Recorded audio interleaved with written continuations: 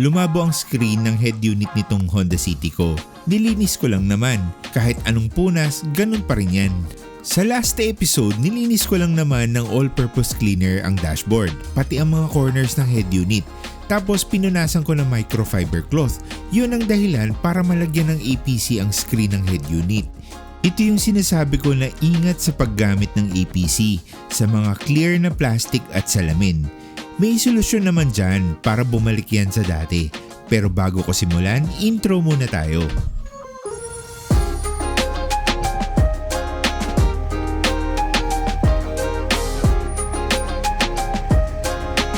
Ito ang part 20 ng aking 2018 Honda City Series.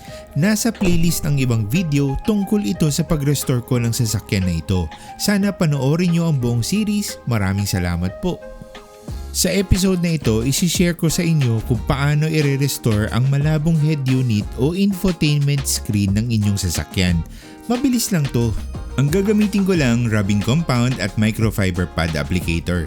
Nilagyan ko lang ng konting rubbing compound ang screen, tapos ikakalat ko lang yan gamit ang cross-hatch pattern buffing technique. Up to down, tapos left to right. Ang ganitong buffing technique mas effective kaysa circular motion dahil sigurado lahat ng surface area nalalagyan. Ang gamit ko nga palang rubbing compound, Kosh Chemi Heavy Cut H902. Pwede rin gumamit ng medium cut compound. Uulit-ulitin lang ang cross-hatch pattern hanggang luminaw ang screen. Ganyan lang kadali.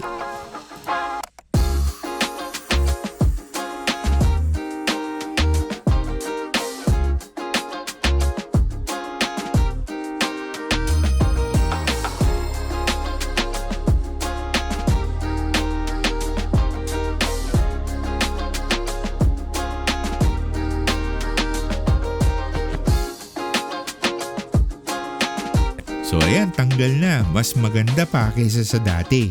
Ang ganda tignan ng screen kasi sobrang linis at makintab. I hope I was able to share something helpful with this video. Kung nagustuhan ninyo, paki-like naman.